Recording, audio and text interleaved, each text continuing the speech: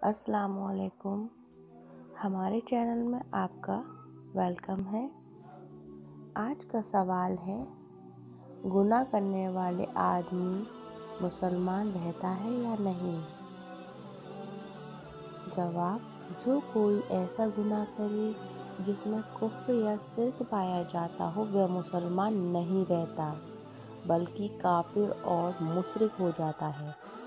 और जो कोई बिदअत का काम करे तो वह मुसलमान तो रहता है, लेकिन उसका इस्लाम और ईमान बहुत नाक़िस हो जाता है। ऐसे आदमी को मुबत्ते और बेअदबी कहते हैं। और जो कोई कुफ्र, शिर्क और बिदअत के अलावा कोई कबीरा गुनाह करे वह भी मुसलमान तो है, लेकिन नाक़िस मुसलमान है, उसे फासिक कहते हैं। अगर किसी से कोई गुनाह हो जाए तो अजाब से बचने की क्या सूरत है? जवाब, तौबा कर लेने से खुदा ताला गुनाह मुआफ़ फरमा देता है। तौबा उसे कहते हैं अपने गुनाह पर शर्मिंदा और पशेमान हो और खुदा के सामने रो कर गिड़गिड़ा कर तौबा करे। उसके मन में ऐसा ख्याल आए कि उसके सामने अल्लाह है और वह अपनी बहुत तौबा कर रहा है अपने गुनाहों की, कि ए अल्लाह मेरे गुनाह मुआफ़ कर दे, और दिल में अहद कर कि अब कभी गुनाह ना करूँगा। याद रखो, सिर्फ ज़ुबान से तौबा तौबा कह लेना असली तौबा नहीं है।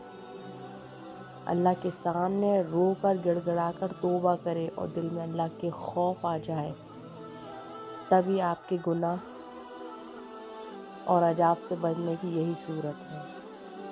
सवाल, क्या तौबा कर लेने से हर किस्म के गुनाह मुआफ़ हो सकते हैं?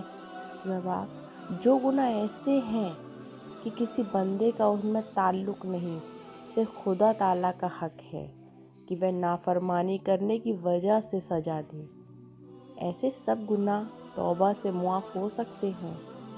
यहाँ तक कि कुफ्र और शिर्क का गुनाह भी सच्ची तौबा से माफ़ हो जाता है। लेकिन जो गुनाह ऐसे हैं कि उसमें किसी बंदे का ताल्लुक़ है, कि जैसे किसी यतीम का माल खा लिया है या किसी की तोहमत लगाई है या जुल्म किया है, ऐसे गुनाह को हुकूकुल इबाद कहते हैं।